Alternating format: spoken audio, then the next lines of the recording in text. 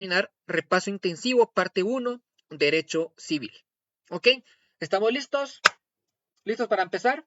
¿Alguna duda, algún comentario antes de empezar? Porque aquí ya no hay pausas. De aquí hasta que terminemos la parte de civil, vamos a descansar unos 15 minutos. Listo, dice Esme. Bueno, García Yos, muchas gracias. Gracias, Cia. Vamos a empezar entonces. Les quiero comentar de que este repaso va con temas y con conceptos muy específicos. No voy a ahondar en hacer lo que es, gracias Jasmine, no voy a ahondar en otros temas, no voy a adentrarme mucho en leer el código, porque eso ya cada quien lo va a hacer y en teoría los que han estado conmigo ya lo hemos hecho. Entonces los conceptos van a ir, pero muy al grano, ¿ok? Pero de igual manera, en las presentaciones yo les he puesto los fundamentos para que ustedes, al momento de que vuelvan a repasar este en vivo, puedan ir subrayando estas leyes y estos artículos que yo les plasmo en la presentación. Pero son cosas muy puntuales. Así que no me voy a detener mucho en el repaso hasta el tiempo del descanso, porque si no, vamos a pasar aquí hasta mañana con todos los temas que vamos a ver el día de hoy. Pero de igual manera, si yo miro que hay alguna duda muy fuerte en el chat, pues yo lo miro y con gusto voy a parar. Gracias a las 122 personas que estamos el día de hoy, todos dejen su fuerte corazoncito, compartan el en vivo que vamos a iniciar ahora. Gracias José por compartir, gracias Esdras, gracias User. Así que comencemos. Bueno, repaso intensivo parte 1. Estudio examen técnico profesional, fase privada. Ok, vamos con la primera. Bueno, vamos a empezar a ver, ok, vamos a empezar a ver lo que son generalidades del derecho civil. Primera parte, los antecedentes. Tenemos que tener muy en claro que tenemos tres antecedentes del derecho civil. Tenemos lo que es Roma, Edad Media y la Edad Moderna. En Roma, en su momento, existía una división, el cual era el jus civile y el jus gentium. El jus civile regulaba lo que son las relaciones entre los mismos ciudadanos romanos y el jus gentium regulaba las relaciones entre los ciudadanos romanos y los demás y las demás poblaciones que no eran de Roma. En la Edad Media ya no existía esta división de jus civile y de jus gentium. Por lo tanto, en la Edad Media se unifica un solo derecho que se le es denominado el romano o el derecho del pueblo. En la Edad Moderna tenemos que el derecho adquiere una nueva modalidad que es el derecho de carácter privado, que es el que hasta el día de hoy conocemos como el derecho civil, una rama del derecho privado. ¿Por qué del derecho privado? Porque regula relaciones entre particulares y no con el Estado. Bueno, ahora en Guatemala, los antecedentes del Código Civil y en nuestro país. El primer antecedente que tenemos del primer Código Civil a lo largo de la historia es el Código de Napoleón. Esa fue la base para muchas legislaciones civiles que hasta el día de hoy conocemos. ¿Ok? Luego, en Guatemala propiamente tenemos el primer código, que es el Código de 1877, que fue promulgado durante el gobierno de Justo Rufino Barrios. Luego tenemos el Código de 1933, el cual fue promulgado durante el gobierno de Jorge Ubico Castañeda. Y por último, tenemos el código que hasta el día de hoy tenemos en vigencia, que es el Código de 1964 durante el gobierno de Enrique Peralta Azurdia. Teniendo estos antecedentes, tanto a lo largo de la historia como de nuestro Código Civil, vamos a definir qué es el derecho civil. El derecho civil, como lo tenemos aquí en la parte derecha arriba, es el conjunto de normas, principios, doctrinas e instituciones que regulan a la persona y la familia, los bienes de propiedad y demás derechos reales, la sucesión hereditaria, su respectivo registro y el derecho de obligaciones. Perfecto. ¿En qué me basé para hacer esta definición? Tomando de referencia los 5 libros de nuestro Código Civil. ¿Y cuáles son los 5 libros? Dirán. Aquí abajo tenemos en pequeñito la ficha técnica de nuestro Código Civil. Vamos a comenzar sabiendo que el Código Civil es el decreto ley 106 del jefe de gobierno. ¿Por qué es un decreto ley? Ya que fue emitido durante un gobierno de facto como fue el gobierno de Enrique Peralta Azurdia. Comenzó a tener vigencia el 1 de julio de 1964, como ya les dije anteriormente, durante el gobierno de Enrique Peralta Azurdia. Tiene un total de 2.180 artículos, el cual se desglosa de la siguiente manera. Libro primero, el de la persona y la familia. Libro segundo, de los bienes, la propiedad y demás derechos reales. Libro tercero, sucesión hereditaria. Libro cuarto, registro de la propiedad. Libro quinto, derecho de obligaciones. El derecho de obligaciones se divide en la parte general y en los contratos en particular. Pasamos a la segunda slide. Vamos a adentrarnos a lo que es el libro primero, el cual es el de las personas y la familia. Primer punto, ¿qué es la persona? La persona, como lo menciona en este primer apartado, es el ente capaz de ser susceptible de ejercer derechos y de contraer obligaciones. Toda persona tiene que poseer una personalidad. ¿Pero qué es personalidad? Personalidad es la investidura jurídica que otorga el Estado de Guatemala a una persona para entrar al mundo jurídico y poder ejercer sus derechos y contraer obligaciones. Aquí era lo que yo le mencionaba anteriormente. Tenemos un primer fundamento, que es el artículo 3 de nuestra Constitución Política de la República de Guatemala y el artículo 1 del Código Civil para que ustedes lo pongan en consideración más adelante. Tenemos la cognoscencia y la conmorencia.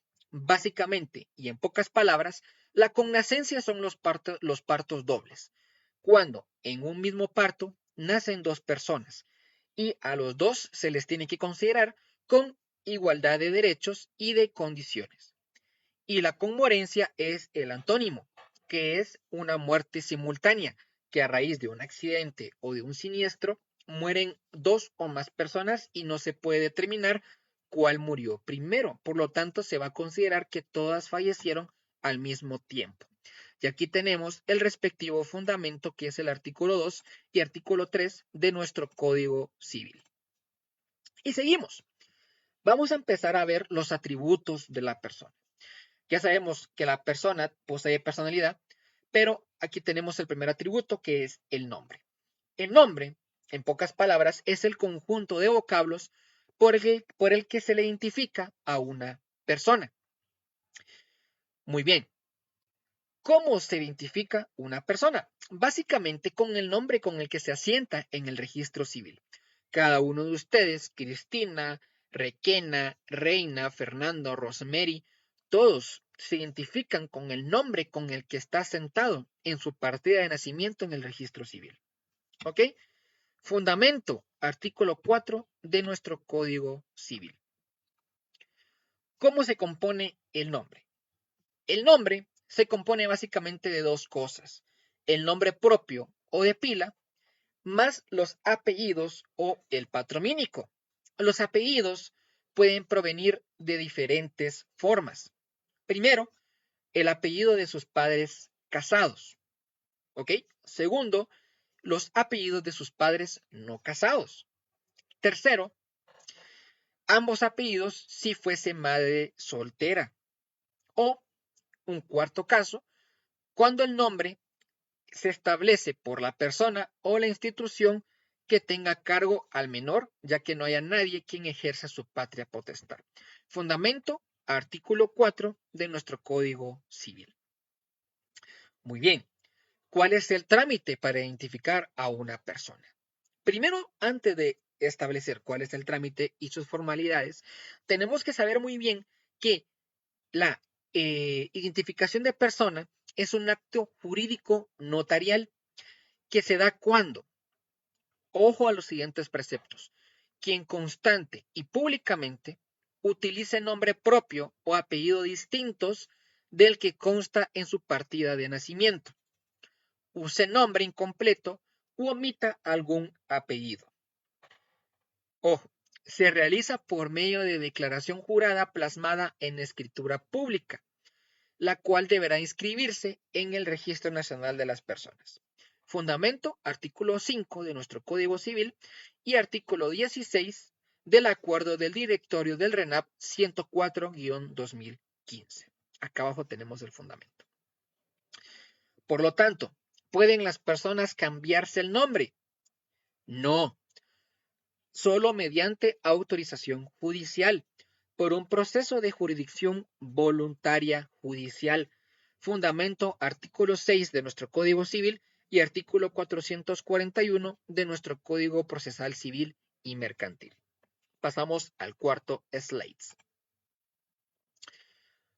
Vamos al siguiente atributo de la persona, que es capacidad civil. La capacidad civil es la aptitud de una persona para poder ejercer derecho y contraer obligaciones. Ustedes lo saben muy bien que la capacidad civil se desglosa en 3 clases. Tenemos la capacidad civil de goce, la capacidad civil de ejercicio y la capacidad civil relativa. Todas están contenidas en el artículo 8 de nuestro Código Civil. La capacidad de goce básicamente es la que se adquiere al momento del nacimiento, ¿ok? Y la que se pierde al momento de cumplir los 18 años, porque cumplir los 18 años adquiere la capacidad de ejercicio. Y la capacidad de ejercicio es cuando la persona ya con la mayoría de edad puede ejercer derechos y contraer obligaciones por sí mismos. La capacidad relativa es aquella capacidad que se adquiere a una minoría de edad específica, en este caso 14 años, para poder realizar ciertos actos que la ley le otorga. Vamos a encontrar algunos ejemplos que aquí los pongo en los fundamentos del artículo 218, del artículo 219, artículo 132 y artículo 143 del Código Procesal Civil y Mercantil. ¿Ok? Más adelante ustedes, cuando vean detenidamente el en vivo, van a poder revisar estos artículos más detenidamente. Pero ahora ya que conocemos qué es capacidad civil, tenemos que saber el antónimo, que es incapacidad. ¿Ok?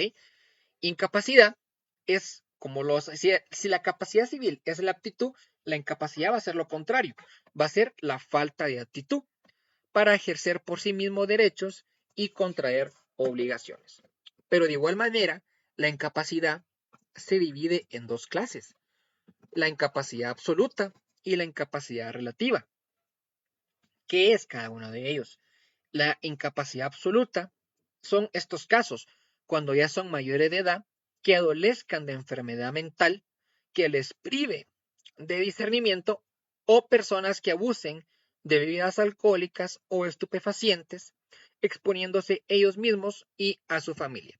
Estas 2 personas son objeto de incapacidad absoluta, ¿ok? Mayores de edad que adolezcan de enfermedad mental que les prive de su discernimiento o personas que abusen de bebidas alcohólicas o estupefacientes, exponiéndose ellos mismos y a su familia. La incapacidad relativa, por su parte, son para aquellas personas mayores de edad que sufran de perturbaciones mentales, transitorias, ceguera congénita o adquirida en la infancia, y sordomudos, si no pueden exponer su voluntad. ¿Por qué es relativa? Porque cualquiera de estas personas puede llegar a tener alguna forma o algún medio para poder expresar su voluntad. Por ejemplo, perturbaciones mentales transitorias, eso no quiere decir que sea permanente, ¿ok? Que va a pasar un proceso de rehabilitación y cuando ya esté rehabilitado va a poder exponer su voluntad por sí mismo. Ceguera congénita o adquirida durante la infancia o los sordomudos. Ya sabemos que al día de hoy existe el lenguaje de señas o también el código fraile, ¿no? Para las personas poder exponer su voluntad de estas formas. Por lo tanto, es una incapacidad relativa porque mientras sepan esos medios van a poder exponer su voluntad. Si no lo saben hacer, sí son incapaces. Y aquí habían muchas dudas que ¿cuál era la diferencia entre la incapacidad civil y el estado de interdicción? Bueno, el estado de interdicción es el estado en el que se encuentra una persona que ha sido previamente declarada en incapacidad absoluta mediante una declaración de interdicción. ¿Ok? Yo quiero que ustedes tengan bien en cuenta que la incapacidad civil va a ser como que el universo. El estado de interdicción va a ser el estado especial en el que se encuentra una persona que ha sido declarada en incapacidad absoluta. Y el proceso es la declaratoria de interdicción, el cual es un proceso de jurisdicción voluntaria, el cual lo encontramos regulado en el artículo 406 de nuestro Código Procesal Civil y Mercantil. Cerrando el tema de la capacidad y de la incapacidad, vamos a pasar al tema de las personas jurídicas. ¿Ok? Dice Hazley, voy a hacer una pausa acá. Lick, las diapositivas, ¿en dónde las puedo encontrar? Voy a subir este video, lo que es la repetición, la voy a subir a YouTube. Ahí van a poder ver más detalladamente lo que son las presentaciones. ¿Ok? Vuelvo y cierro pausa. ¿Qué son las personas jurídicas? ¿Ok? Las personas jurídicas son el conjunto de personas que se unen con un fin determinado, con patrimonio y personalidad jurídica propia, que necesitan de autorización del Estado para actuar mediante su representante legal. ¿Ok? Esas son las personas jurídicas. Conjunto de personas que se unen con un fin determinado, con patrimonio y personalidad jurídica propia, que necesitan de autorización del Estado para poder actuar mediante su representante legal. Fundamento, artículo 15 de nuestro Código Civil. Clasificación. Claramente las personas jurídicas se clasifican de dos maneras. Las personas jurídicas de derecho público y las personas jurídicas de derecho privado. Las personas jurídicas de derecho público son aquellas personas jurídicas que son creadas por el Estado y que no necesitan de registro. ¿Ok? Como por ejemplo, las municipalidades, los diferentes organismos del Estado, entidades del Estado descentralizadas o centralizadas, etc. Y las de derecho privado, que son las creadas por particulares y que necesitan reconocimiento de parte del Estado para poder nacer a la vida jurídica. Las personas jurídicas de derecho privado se pueden subdividir de interés público y en interés privado. Básicamente, las de interés público son las que no tienen ánimo de lucro, lo que son las fundaciones, las ONGs, los sindicatos, etc. Y las de interés privado son las que sí tienen ánimo de lucro, que son las sociedades civiles y mercantiles. ¿Ok? Básicamente esa es la clasificación de las personas jurídicas. Pasemos al quinto slide. Ya terminamos de ver las generalidades de las personas jurídicas. Por lo tanto, ahora vamos al tercer atributo de la persona, que es el domicilio. El domicilio es la circunscripción territorial en donde una persona asienta su residencia y ejerce derechos y contrae obligaciones. El domicilio tiene diferentes clases, ¿ok? De diferentes clases. Primero, tenemos lo que es el domicilio voluntario. El domicilio voluntario es aquel domicilio que básicamente la persona tiene el ánimo de permanencia por un año en un solo lugar. ¿Ok? Tenemos el fundamento del artículo 32 y el artículo 33 de nuestro Código Civil. Por lo tanto, vuelvo y repito, el domicilio voluntario es aquel domicilio, ¿ok? En el que una persona con el ánimo de permanencia asienta su residencia por un año calendario. Luego tenemos el domicilio múltiple. ¿Ok? El domicilio múltiple es cuando la persona alternativamente cambia de domicilio y que no se le puede considerar como un domicilio fijo. Por lo tanto, se le va a considerar domiciliada en cada uno de ellas. Como por ejemplo, eh, un artista. Un artista tiene varias casas, pero por razón de trabajo, por razón de giras, tiene que ir cambiando de domicilio a cada rato, por lo que se la va a considerar domiciliada en cada uno de ellas. Vuelvo y repito, ahorita no estoy viendo mucho los comentarios.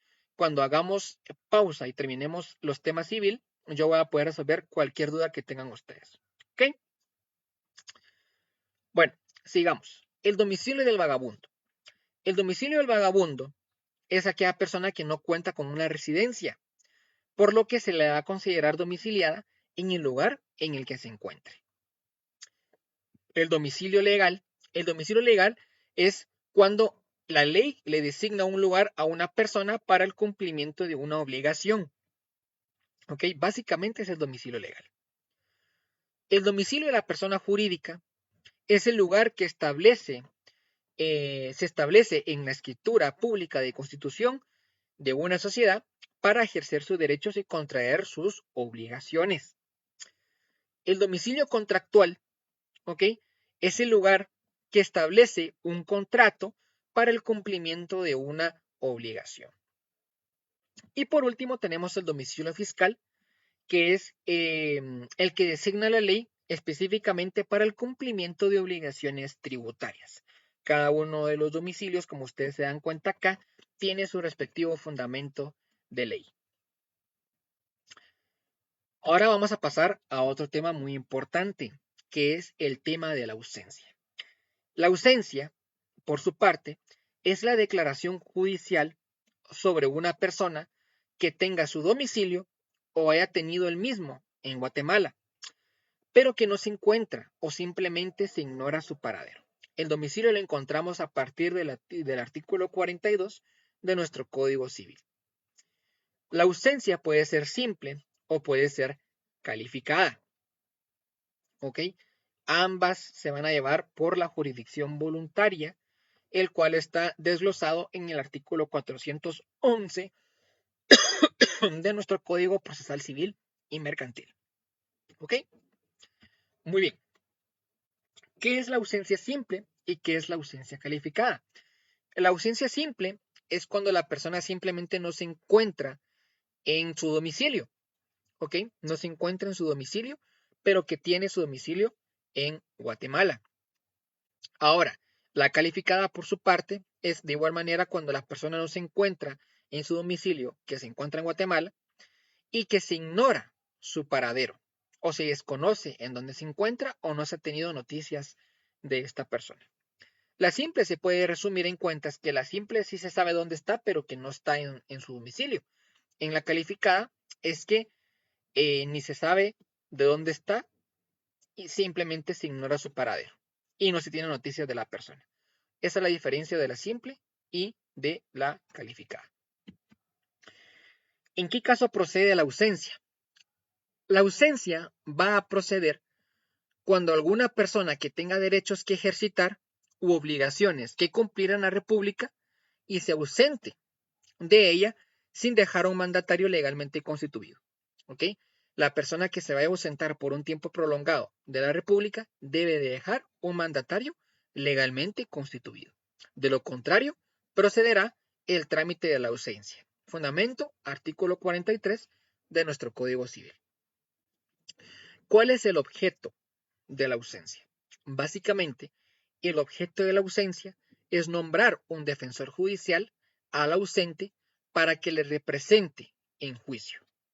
¿Ok? Ese es básicamente el objeto de la declaración de ausencia. Lo encontramos en el artículo 44 de nuestro Código Civil. Ahora, entra una figura muy importante. ¿Quién es el defensor judicial? El defensor judicial podrá ser cualquier persona. Primero tenemos que dejar en claro que el defensor judicial puede ser cualquier persona. Simplemente que tenga notoria honradez, arraigo y competencia. ¿Ok? Que represente en juicio al ausente. Vamos a ver, aquí me llegó. Ok. Dice, fundamento del defensor judicial, artículo 44 y artículo 45-46 de nuestro Código Civil. Tenemos que tener bien en claro que el defensor judicial inicia su cargo cuando se declare la ausencia y va a terminar el cargo del defensor judicial en los siguientes casos. Primero, cuando se termine el litigio por el que se nombró al defensor judicial. Segundo caso, cuando se apersone el ausente o haya mandatario legalmente constituido. Y en el tercer caso, cuando se haya nombrado un guardador de bienes al ausente. En estos tres casos es por el que se podrá cesar el cargo de defensor judicial. Y ya sabemos muy bien que inicia el cargo, ¿ok? Cuando se declare la ausencia. Eso es lo que tenemos que tener muy en claro. Dice Mónica, buena tarde, ¿cómo defensor específico y depositario provisional? Son figuras muy específicas, Mónica. Son figuras muy específicas, pero que en este caso no se utilizan mucho más que el defensor judicial y el guardador de bienes. Ya vamos a ver más adelante por qué no entra mucho no entra mucho la figura del defensor específico o el del depositario. Ya vamos a ver más adelante, ¿ok? El depositario lo vamos a encontrar más adelante. Sigamos. Bueno, ya sabemos quién es el defensor judicial. Ahora tenemos que saber quién es el guardador de los bienes. Primero tenemos que tener en claro que puede ser de igual manera cualquier persona y que tendrá como único objeto la guarda y conservación de los bienes que el ausente haya dejado en la República. Yo quiero que ustedes tengan muy en cuenta que el defensor judicial solo se va a encargar de representar en juicio al ausente. No podrá administrar los bienes. Para que administre los bienes que el ausente haya dejado en la República, tendrán que nombrar un guardador de bienes.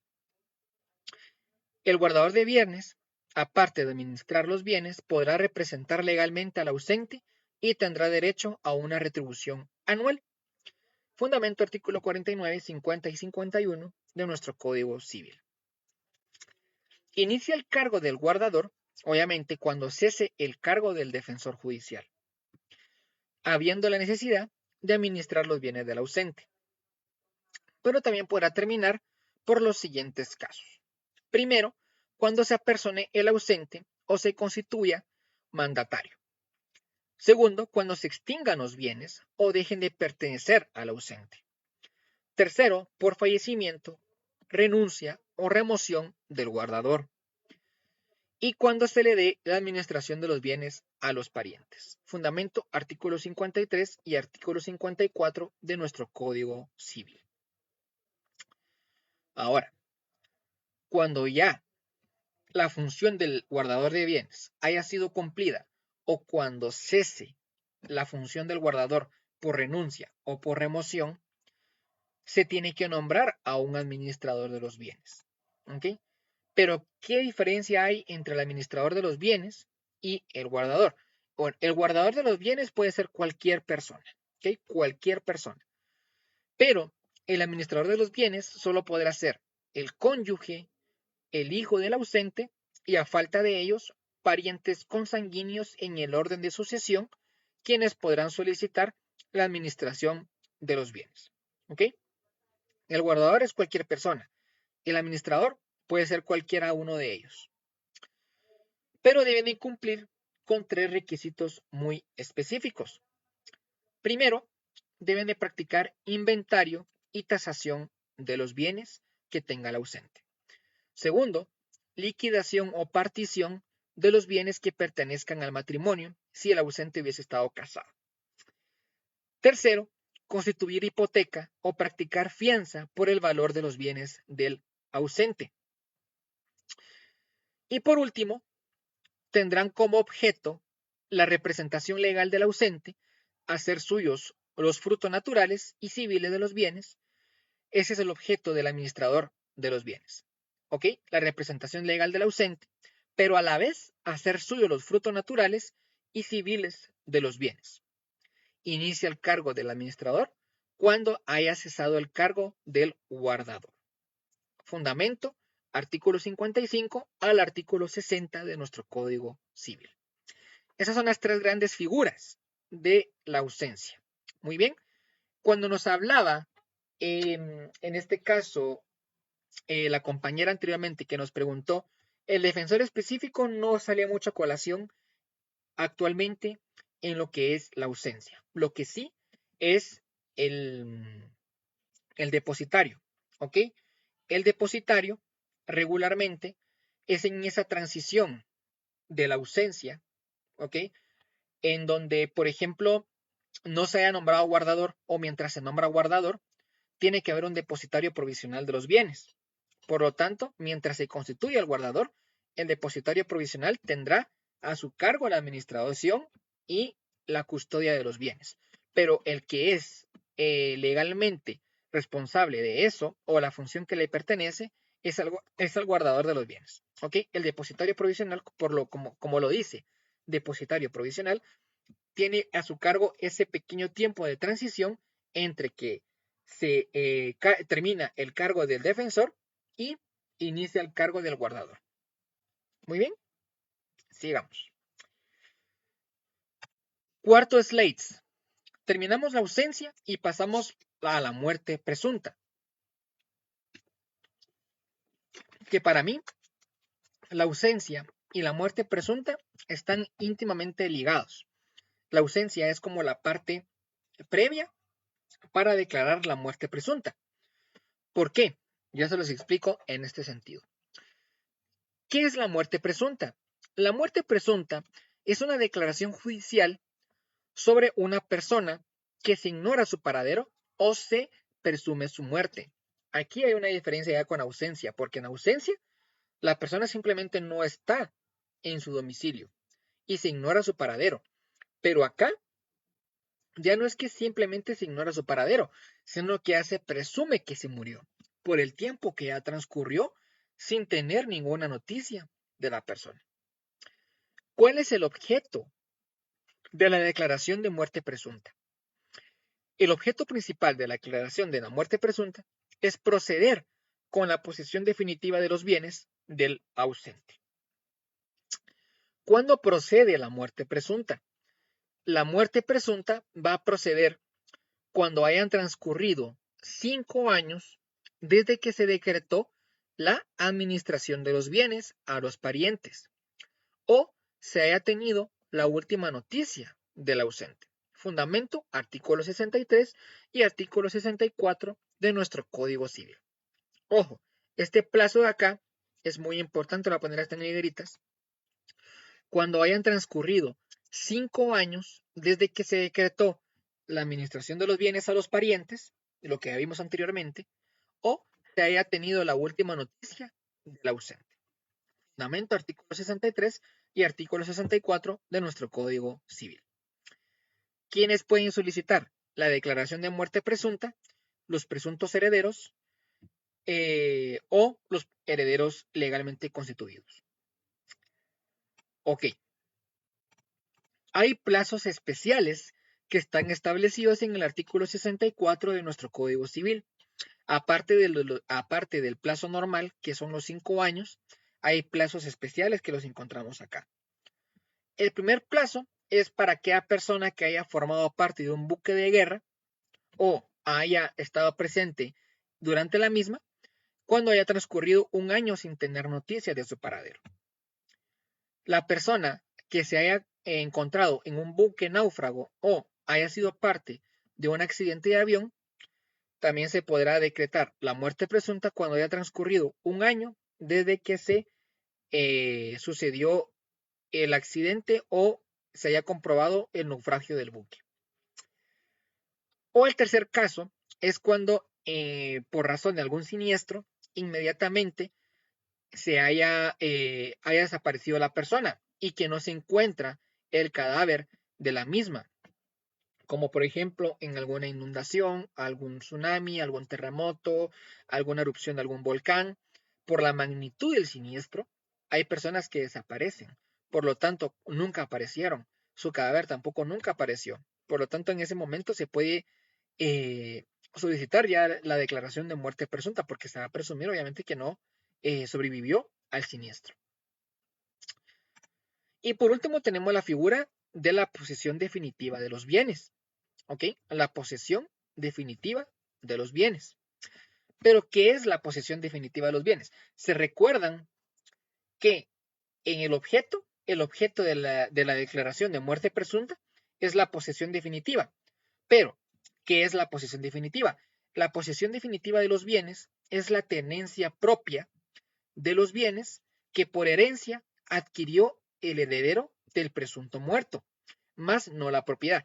Recuérdense que el derecho de propiedad jamás se podrá renunciar a este derecho. ¿Ok? Por lo tanto, solo tendrán la posesión definitiva, más no la propiedad de los bienes. ¿Ok? Según lo que nos establece el artículo 68 de nuestro Código Civil. Bueno, pasamos al octavo slide y vamos a pasar más específico ahora al tema de la familia. ¿Ok? Pero vamos a hacer una pausa, ya que vamos media hora de civil. Vamos a hacer una pausa para yo poder leer sus comentarios, sus dudas, antes de pasar a la segunda parte del repaso intensivo de derecho civil, que va a ser la familia. ¿Ok? Pueden hablar. Ahora sí, les voy a escuchar sus comentarios. ¡Guau! Gracias a las 70 personas que me han seguido el día de hoy, solo en este repaso intensivo. Bienvenidos a esta comunidad. Y gracias a las 89 personas que aún están presentes en este en vivo. Gracias, Víctor. Gracias, Evelyn, por estar aquí presentes en este en vivo. ¿Qué tal? Gracias, Angie. ¿Qué tal? ¿Cómo les está pareciendo el en vivo? El repaso. ¿Muy bien? ¿O vamos a ir medio trabadines? Yo creo que estoy tratando de desglosar los temas en pocas palabras, pero muy al grano, muy al hueso, dirían. Vamos a descansar 3 minutos. Muy bien, Lick, dice Elena. Ok, todo excelente. Gracias por compartir tus conocimientos. Listo.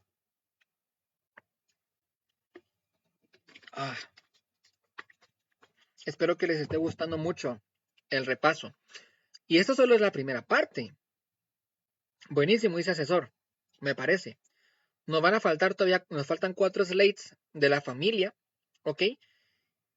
Y después vamos a hacer una pausa y ya vamos a empezar con mercantil. Entonces aquí, la tarde van a estar aquí conmigo, si les parece. Cindy, sí, a los compañeros que están en el grupo yo les voy a mandar lo que es la presentación. ¿Oyeron? Y de igual manera, voy a subir el video a YouTube. El link de mi canal está en mi perfil de TikTok. ¿Ok? Ahí pueden ver lo que es el canal. Dice Denny, ahí hay un grupo. Carolina, gracias Isa, gracias Gilberto. Ok, va. Cápsula informativa para los que quieren estar en el grupo. Ok, para todas las personas, gracias Willy, para todas las personas que quieren estar en el grupo, les doy la información. Nosotros tenemos un grupo de WhatsApp con algunos compañeros aquí de TikTok, donde yo les mando gracias Deborah, donde yo les mando la información y el material de apoyo de lo que vemos en los en vivos. ¿Ok? Entonces, para unirse, lo único que tienen que hacer es escribirme por TikTok a mi perfil de TikTok. Me escriben a mí directamente, sin problema. Mira, Alan, ¿qué tal? Mucho gusto. Fíjate que me quiero incorporar al grupo de WhatsApp. Yo cuando me escriben, yo les voy a mandar el link para que ustedes se incorporen al grupo. ¿Ok? Entonces, cuando terminemos el en vivo, más tardecito, todas las personas que quieren escribir y que quieren unirse al grupo me escriben a mí directamente, sin pena, sin ningún problema. Me escriben a mí directamente y yo les mando el link para que se puedan agregar al grupo. ¿Ok? Sin ningún problema, sin pena me pueden escribir. Yo les voy a contestar. Pero eso sí, cuando terminemos el en vivo. ¿Ok? Ahorita no les puedo contestar. Entonces, en la tardecita yo les mando el link para que se puedan acceder. Y de igual manera, si ustedes creen de que yo estoy explicando muy rápido y todo, es por la cantidad de temas que tenemos que ver. Por eso es de que voy rápido. Pero a las personas que van a estar en el grupo, yo les voy a pasar lo que es la diapositiva para que lo puedan ver más detenidamente. Y de igual manera, voy a estar subiendo la repetición de este repaso para que ustedes puedan tener nuevamente la explicación a la mano y lo puedan ver más detenidamente. Gracias, Isel. Mucho gusto. Bueno, gracias, Puntito, por seguirme. ¿Alguna duda más? ¿Algún comentario?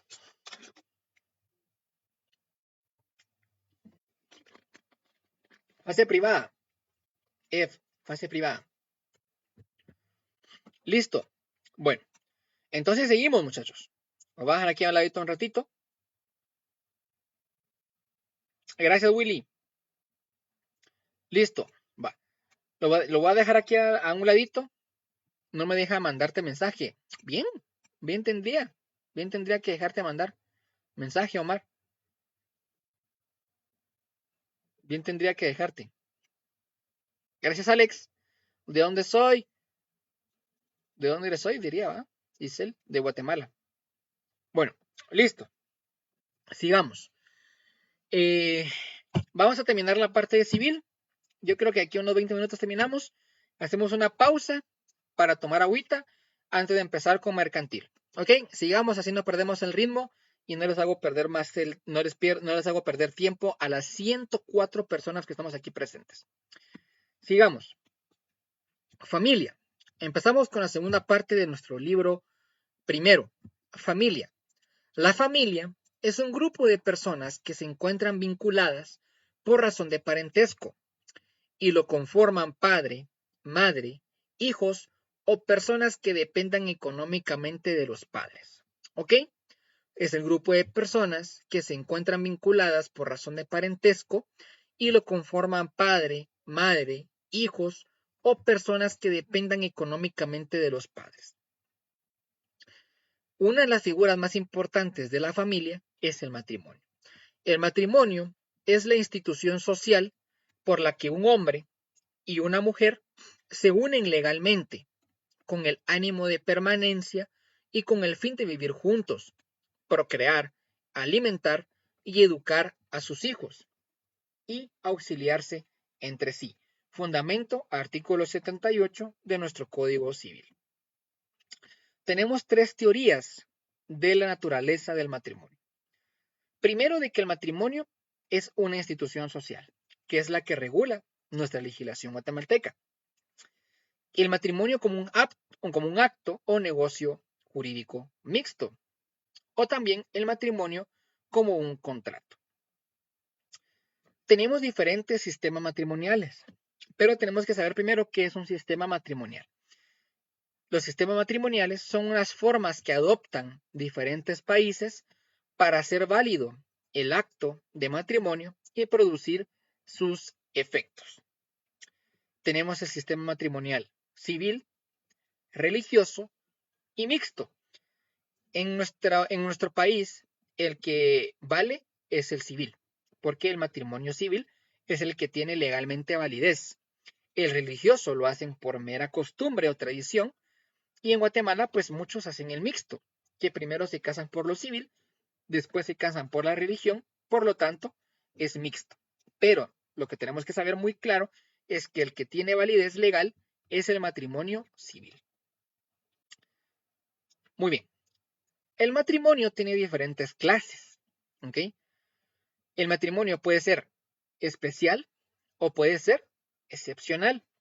Los matrimonios especiales son aquellos matrimonios que para su celebración es necesario cumplir con un requisito especial. Y el excepcional, para su celebración existe una circunstancia excepcional que se debe de cumplir. En el matrimonio especial encontramos tres matrimonios especiales. Encontramos el matrimonio por poder, el cual está regulado en el artículo 85 de nuestro Código Civil. ¿Cuál es el requisito especial? Pues bueno, de que se deba de identificar plenamente a la persona con la que se está celebrando el matrimonio. Obviamente, estos son casos muy, pero muy especiales, como lo menciona la clase del matrimonio, porque creo yo que nadie se casaría por un mandato, ¿verdad? Porque es una ocasión muy especial, pero nuestra legislación regula este caso especial. Por lo tanto, el matrimonio por poder es un matrimonio especial. Tenemos el matrimonio celebrado fuera de la República, que este sí se puede dar más seguido. Está en el artículo 86 de nuestro Código Civil. Vamos a ver, espérenme. Perdónenme, estaba osada. El matrimonio celebrado fuera de la República lo encontramos regulado en el artículo 86 de nuestro Código Civil. ¿Cuál es el requisito especial? Bueno, que se está celebrando fuera de la República. Pero lo que se necesita es de que el matrimonio esté apegado a las leyes del país del origen y que cuando surta efectos aquí en Guatemala no exista ningún impedimento para que pueda surtir efectos el matrimonio. Y el último matrimonio especial es el matrimonio con contrayente que fuese casado. Lo encontramos regulado en el artículo 95 de nuestro Código Civil. ¿Cuáles son los requisitos que se deben de cumplir? Primero, es que la persona que ya fue casado anteriormente debe de acreditar la disolución de su matrimonio anterior. Segundo, debe de comprobar que se cumple la obligación de presentar alimentos a sus hijos menores del anterior matrimonio. Tercero, debe de brindar inventario de los bienes de menores que estén bajo su administración. ¿Ok? Esos son los 3 matrimonios especiales que tenemos en nuestra legislación civil. Luego tenemos el matrimonio excepcional, que ya les comenté anteriormente, que para su celebración debe de existir alguna circunstancia excepcional.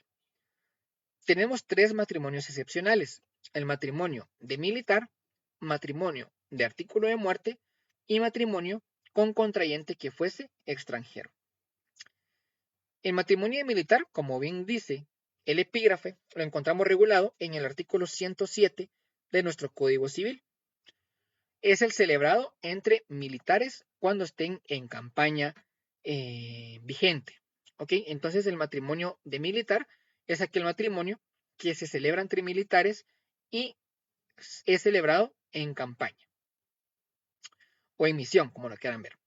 El matrimonio en artículo de muerte lo encontramos regulado en el artículo 105 de nuestro Código Civil y es el que se celebra por uno o ambos contrayentes cuando padezcan de una enfermedad grave, evidente. ¿Ok? Entonces, cuando uno o los dos contrayentes padezcan de una enfermedad grave, que puede ser alguna enfermedad terminal, pueden celebrar un matrimonio en artículo de muerte. Este matrimonio lo que le va a ayudar es de que no tendrá que observar todas las formalidades que deban de cumplirse en matrimonio. Va a ser con pocos formalismos, por lo tanto es un matrimonio excepcional. Y el matrimonio de contrayente que fuese extranjero lo encontramos regulado en el artículo 96 de nuestro Código Civil. Debe de cumplir con los siguientes requisitos. Primero, el pasaporte debe de estar vigente, el pasaporte del extranjero. Segundo, el extranjero debe de acreditar la libertad de Estado. ¿Qué quiere decir libertad de Estado? De que esté soltero, básicamente. Tercero, se deben de elaborar y publicar edictos. En este caso, en el portal electrónico del Diario Oficial de Centroamérica. Y por último, si la mujer fuese la guatemalteca, ella debe de otorgar capitulaciones matrimoniales. ¿Ok? Pasamos al noveno slide. Aquí tengo un cuadrito que yo les quise ejemplificar.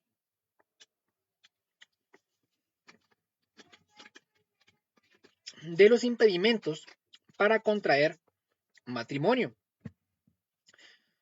Primero tenemos que saber qué es un impedimento para contraer matrimonio. Es una situación que imposibilita que una pareja contraiga matrimonio por realizar actos contrarios a la ley o no llenar los requisitos solicitados. ¿Ok? Eso es un impedimento para contraer matrimonio. Encontramos 3 tipos de impedimentos para contraer matrimonio. Estos son tal como se les conoce en el Código Civil. En la doctrina se les puede conocer de diferente manera, pero en nuestro Código Civil los encontramos de esta manera. Los impedimentos de insubsistencia del matrimonio. El impedimento de ilicitud del matrimonio y el impedimento de anulabilidad del matrimonio. La insubsistencia la encontramos regulada en el artículo 88 y artículo 89 de nuestro Código Civil. ¿Cómo procede la insubsistencia? procede en actos contrarios a la ley, siendo nulos de pleno derecho. Por lo tanto, el efecto de la insubsistencia, ¿ok? El efecto de la insubsistencia es la nulidad absoluta del matrimonio. La insubsistencia del matrimonio se va a llevar por un juicio oral de nulidad. ¿En qué casos puede recaer la insubsistencia del matrimonio? Primero, cuando el matrimonio haya sido celebrado entre parientes consanguíneos, en línea recta y en lo colateral, hermanos y medio hermanos. También cuando el matrimonio haya sido celebrado entre ascendientes o descendientes que hayan estado ligados por afinidad. O también cuando las personas casadas o unidas de hecho con persona distinta a su conviviente, si no se ha disuelto el matrimonio anterior. ¿Ok? Entonces, estos tres casos o estas tres causas pueden generar lo que es una insubsistencia del matrimonio, que generaría una nulidad del matrimonio, ya que es nulo de pleno derecho. Nunca nace a la vida jurídica. Por su parte, la ilicitud del matrimonio la encontramos en el artículo 89 de nuestro Código Civil. La ilicitud procederá en los siguientes casos: cuando sean actos contrarios a la ley, pero que sí son válidos. Ojo, la diferencia con la insubsistencia es que en la insubsistencia son casos que son nulos de pleno derecho, o sea, no van a ser a la vida jurídica. Pero la ilicitud sí son actos que son contrarios a la ley, pero que no, pero que son válidos. ¿Ok? Simplemente va a recaer una responsabilidad sobre el funcionario autorizante y los contrayentes. ¿Ok? El efecto inmediato de la ilicitud es la anulabilidad del matrimonio. Ese es el efecto inmediato. La vía por la que se va a tramitar la ilicitud va a ser por el juicio oral de anulabilidad. Y aquí encontramos de igual manera los casos por los que puede ser ilícito un matrimonio. Primero, cuando el matrimonio haya sido celebrado por tutor y protutor con descendientes tutor y protutor o descendientes con persona que esté bajo su tutela o protutela. Primer caso. Segundo caso, cuando fuese el tutor y protutor o descendientes con persona que haya estado bajo su tutela anteriormente o protutela, pero que no haya rendido cuentas de su administración. ¿Ok? Tercer caso, cuando el contrayente casado no hiciera inventario judicial de los bienes que tenga en administración de sus hijos menores. ¿Ok?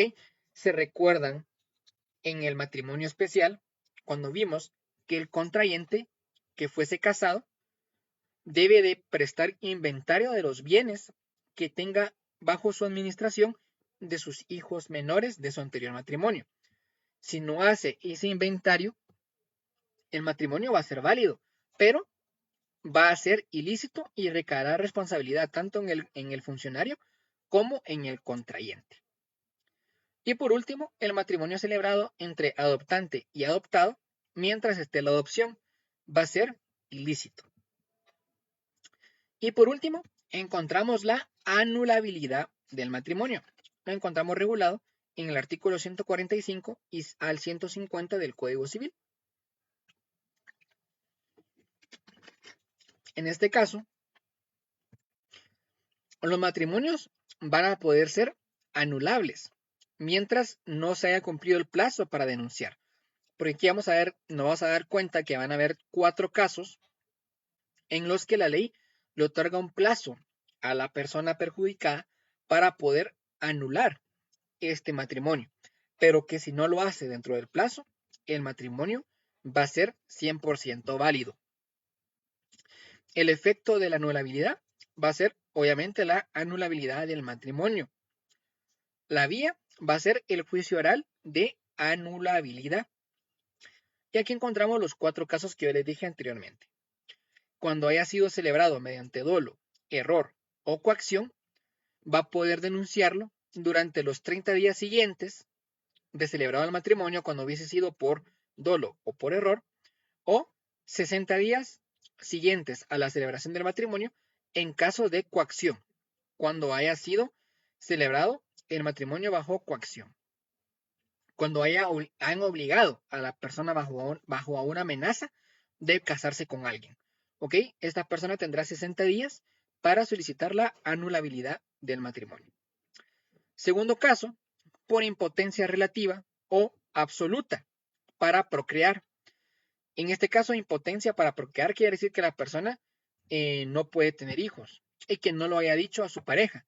Por lo tanto, tendrá 6 meses luego de su celebración para solicitar la anulabilidad del matrimonio. Tercero, cuando haya celebrado el matrimonio con incapacidad mental al momento de celebrarlo. Quiere decir que la persona no haya sido declarada en estado de interdicción, pero que no haya estado como que cuerda con su 100% del dominio de sus sentidos al momento de celebrar el matrimonio. Por lo tanto, podrá anular el matrimonio luego de 60 días desde su celebración. O sea, tendrá 60 días para solicitar la anulabilidad. Y por último tenemos cuando el autor, cómplice o encubridor de la muerte de su cónyuge. Es un caso muy sádico, ¿verdad, mucha? Porque en este caso está estableciendo que la persona perjudicada no sabía que su actual esposo había matado o había sido cómplice de encubrir la muerte de su cónyuge anterior. Por lo tanto, tendrá 6 meses al haberse dado cuenta de que su actual esposo pues es un asesino, ¿verdad? Para solicitar la anulabilidad del matrimonio. Y esos son los impedimentos para contraer matrimonio: insubsistencia, ilicitud y anulabilidad. Seguimos con la penúltima slides. Ya vamos a ir terminando civil, muchachos, y vamos a hacer una pausa. Ahora entramos al tema de las capitulaciones matrimoniales. Las capitulaciones matrimoniales las encontramos reguladas en el artículo 116 de nuestro Código Civil. Las capitulaciones son los pactos que otorgan los contrayentes antes o durante la celebración del matrimonio para establecer y regular el régimen económico del matrimonio que van a adoptar. ¿Ok? Las capitulaciones son los pactos. ¿Ok? Los pactos que otorgan los contrayentes antes o durante la celebración del matrimonio para establecer y regular el régimen económico del matrimonio que van a adoptar. ¿Ok? ¿Cómo se formalizan las capitulaciones matrimoniales? Se van a formalizar en escritura pública, si fuese pactada antes del matrimonio, y mediante acta levantada ante funcionario autorizante al momento de la celebración del matrimonio. ¿Qué quiere decir esto? Que si lo hayan pactado antes, lo van a plasmar en escritura pública. Pero si no lo hayan plasmado antes, lo pueden hacer durante la celebración del matrimonio y lo pueden hacer constar en el acta del matrimonio. ¿Ok? ¿Cuál es el efecto registral? En este caso, que tanto el testimonio de la escritura pública como la certificación del acta deberán de inscribirse en el RENAP y en el Registro General de la Propiedad. ¿En qué casos son obligatorias las capitulaciones? Hay 2 casos específicos cuando las capitulaciones son obligatorias. Primero, cuando alguno de ellos tuviese bajo su cargo la administración de bienes de menores o incapacitados que estén bajo su patria potestad. Y segundo, cuando el contrayente fuese extranjero varón. ¿Se recuerdan cuando vimos el matrimonio excepcional de contrayente que fuese extranjero? Ahí prácticamente obligaba que si la mujer era guatemalteca y el hombre era extranjero, la mujer tenía que otorgar capitulaciones. Por lo tanto, es obligatorio otorgar las capitulaciones cuando, por ejemplo, Amy, que gracias por el follow, quiere casarse con un colombiano. Entonces, si ella es guatemalteca y su novio es colombiano, ella tendrá la obligación de otorgar capitulaciones matrimoniales. ¿Ok? Porque nuestro Código Civil resguarda los intereses de la mujer guatemalteca. ¿Cuál es el contenido de las capitulaciones? Contendrán estas tres circunstancias. Primero, el detalle de los bienes de cada uno de los contrayentes que tenga bajo su propiedad antes de celebrar el matrimonio. ¿Ok? Segundo, el detalle de las deudas de cada uno. Obviamente, no todo va a ser color de rosa. No van a detallar solo los bienes que tenga cada uno de ellos. También tienen que detallar las deudas que tenga cada uno de ellos. Y por último, la declaración expresa del régimen económico que van a adoptar. Quiere decir, el régimen económico que van a querer adoptar durante el matrimonio. Esta es la parte más importante. ¿Oyeron? Porque ese es el objeto de las capitulaciones. Establecer qué régimen económico van a adoptar durante el matrimonio. Y sí, las capitulaciones se pueden alterar o se pueden modificar, ya que es un derecho irrenunciable que le pertenece a cada uno de los cónyuges durante el matrimonio. La alteración o la modificación se va a realizar en escritura pública y se va a registrar en el RENAP y en el Registro General de la Propiedad. Obviamente, uno de los contrayentes se puede oponer a la alteración o la modificación de las capitulaciones. Por lo tanto, esa alteración, esa oposición de alterar o modificar las capitulaciones, la tendrán que ventilar por el juicio oral de alteración o modificación de capitulaciones. ¿Ok? Y es así como llegamos al último slide, ¿ok? Del régimen económico del matrimonio. El régimen económico del matrimonio es el conjunto de reglas o la forma en que se van a dividir los bienes al disolverse el matrimonio. ¿Se recuerdan? El matrimonio no solo es alegría, no solo es regalos, no solo es amor, no solo bla, bla, bla. Cuando uno se casa, tiene que ver más allá. Por lo tanto, establecer un régimen económico del matrimonio correcto antes de casarse es la clave de un matrimonio legalmente sano. ¿Ok? Porque nadie se va a comprometer a celebrar un matrimonio si no han otorgado si no han otorgado el régimen económico del matrimonio o no han acordado qué régimen van a adoptar. Es muy importante para mí, ese es el punto más importante para poder celebrar un matrimonio y sería lo que yo le recomendaría a mis clientes, de que es cierto que se pueden amar mucho, pero el amor es tan cambiante como el clima de Guatemala, que un día puede haber sol y al siguiente día puede haber lluvia o frío. Así es el amor. Por lo tanto, es importante que las parejas que quieran casarse otorgan capitulaciones matrimoniales para poder ambos estar de acuerdo, ¿verdad? Estar de acuerdo para ver cómo van a disolver el patrimonio conyugal al momento de que se disuelva el matrimonio. Y obviamente hay tres clases de régimen económico del matrimonio. Tenemos la comunidad absoluta, la separación absoluta y la comunidad de gananciales. Son los únicos tres regímenes que aparecen en nuestro código. Yo sé que muchos van a ver que está el régimen subsidiario, que está el régimen parcial. No, el régimen subsidiario establece que cuando los contrayentes no hayan otorgado capitulaciones matrimoniales, automáticamente se va a tener por celebrado y otorgado comunidad de gananciales. Eso es lo que quiere decir el régimen subsidiario. Cuando no se hayan plasmado capitulaciones matrimoniales, se tendrán por otorgadas comunidad de gananciales. Y el régimen de comunidad parcial es la comunidad de gananciales, porque es la otra forma como se le conoce a la comunidad de gananciales, como comunidad parcial.